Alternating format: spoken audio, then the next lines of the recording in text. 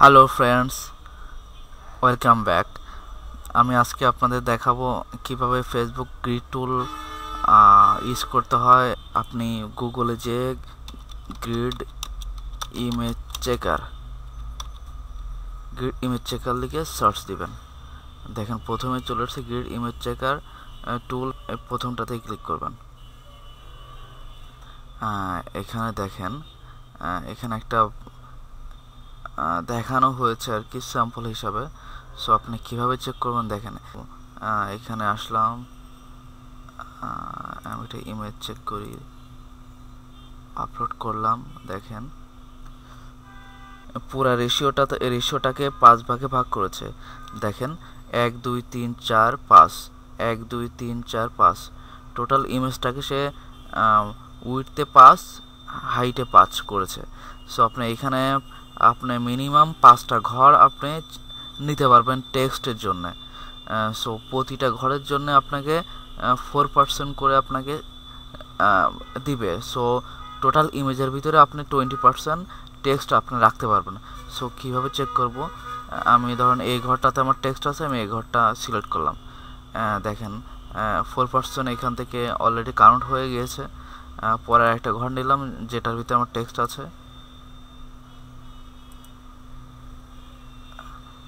দেখেন 8% already counted. তারপর আমি এই ঘরটাতেও আমার লেখা আছে, সো এটাও আমি কাউন্ট করলাম। দেখেন 12% হয়ে গেছে। এখনও কনগ্রাচুলেশন দেখাচ্ছে আপনি, কারণ 20% ওভার হয়নি এখনও। এখন আমি আর একটা নিলাম 16%, এখন আর একটা নিলাম। দেখেন 20%। এখন যদি আমার লেখাটা আর একটা ঘরের ভিতরে আছে, সো এখন এটা কি হবে, আমি যদি আর একটা ঘর এখন নেই, তখন দেখেন oh no image exist Facebook 20% or less text rule. কারণ আমি এই টোটাল ঘরের ভিতর থেকে আমি 5টা ঘরে বেশি নিয়েছি। সো এই জন্যে এই ইমেজটা আমি প্রমোট করতে পারবো না, বুস্টিং করাতে পারবো না ফেসবুকে। সো সেক্ষেত্রে আমাকে যে কোনো এরিয়াতে হোক, আমাকে অনলি 5টা বক্স আমি নিতে পারবো টেক্সট রাখার ক্ষেত্রে।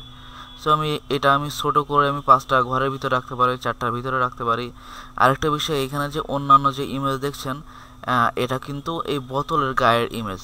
সো সে এটা যখন সে বেশিরভাগ ক্ষেত্রে এটা সে কাউন্ট করবে না।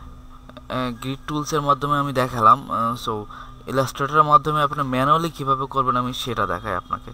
এখানে আমি একটা স্কোয়ার মতো একটা বক্স নিয়েছি। বক্সের ভিতরে আমি হাইটে 5টা বক্স বানাবো, উইডথে 5টা বক্স বানাবো। সো আপনি সেক্ষেত্রে এভাবে বক্সে যে আমি 5 ইঞ্চি বাই 5 ইঞ্চি করলাম। সো আমি এটাকে 5 ভাগে ভাগ করে নিতে পারি। সেক্ষেত্রে অবজেক্টে যে ক্রিয়েট গার্ডিয়ান ম্যাশ ক্লিক করবেন। এখন দেখেন আমি উপর থেকে 5টা ঘর বানাবো, নিচ থেকে 5টা ঘর বানাবো। আমি রোতে 5 দিচ্ছি, কলামে 5 দিয়ে এখানে আমি প্রিভিউ দেখলাম, ওকে দিয়ে দেখলাম। এখন দেখেন এখানে 5টা ঘর সব দিক থেকে উইড হাইতে 5টা হয়ে গেছে ঘর। সো এইভাবেই আর কি আমি এখানে এটা তৈরি করেছি।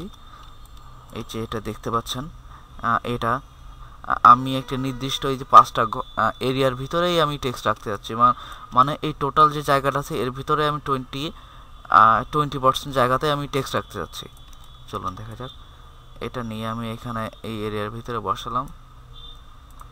এখন দেখেন আমি টেক্সটে কয়টা ঘরের ভিতরে রেখেছি, 1টা 2টা 3টা 4টা। এই যে এরিয়া দেখতে পাচ্ছেন, এর ভিতরে 4টা, এখানে ঘরটা নিয়েছি 4টার ভিতরে আমি টেক্সট রেখে দিয়েছি। সো এটা যদি আমি টেনে আর একটু বড় করে দেখেন 4 5 6টা ঘর হয়ে যাচ্ছে। সো আমি সেটা করবো না, আমি একটা ঘরের ভিতরে এটা রাখবো। তাহলে কি হবে, ফেসবুক আমি যখন পেজটা বুস্টিং করব ইমেজ সহ, তখন ফেসবুক আর আমার এটা বুস্টিংয়ের জন্য কোনো কমপ্লেন দিবে না। খুব সুন্দরভাবে আমি বুস্ট করতে পারবো, কারণ আমি এই ইমেজের ভিতরে টেক্সটের নির্দিষ্ট এরিয়ার ভিতরে তাদের গাইডলাইন মেনে আমি টেক্সটটা রেখেছি। সো সেক্ষেত্রে কোনো সমস্যা হবে না।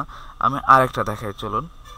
আমি এখান থেকে এটা নিলাম, তারপরে এইখানে আমার ইয়েটাতে আসলাম, আমি বক্সের মতো এটা বড় করে নিলাম।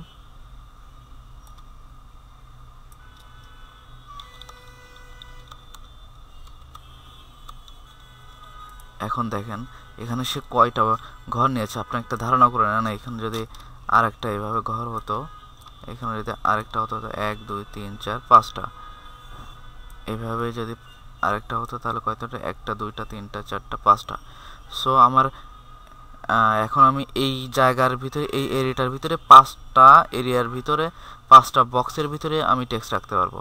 তো চলুন, এটা দেখেন আমি ছোট করে নিয়ে এই একটা বক্সের ভিতরে রেখে দিলাম। এই যে দেখেন একটা বক্স। পরে এই পাশেরটাও আমি একটা বক্সের ভিতরে নিয়ে আসলাম, এই যে একটা বক্সের ভিতরে। এটাও দেখেন আমি এটা টেনে এই একটা বক্সের ভিতরে নিয়ে আসলাম।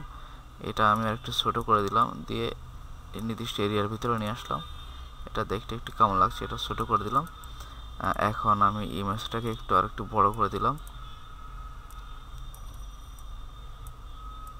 দেখেন খুব সুন্দরভাবে আমি এর ভিতরে নিয়ম মেনে আমি রেখে এখন আমি ইমেজ করে ফেলতে পারবো এটা খুব সহজে।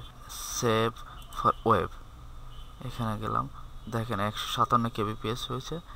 সো এখন এটা আমার আর ধরবে না আশা করি। ইমেজে গেলাম, কিট ফাইনাল টুলস, সেভ। এখন দেখেন ডেস্কটপ, ইমেজটা নিলাম।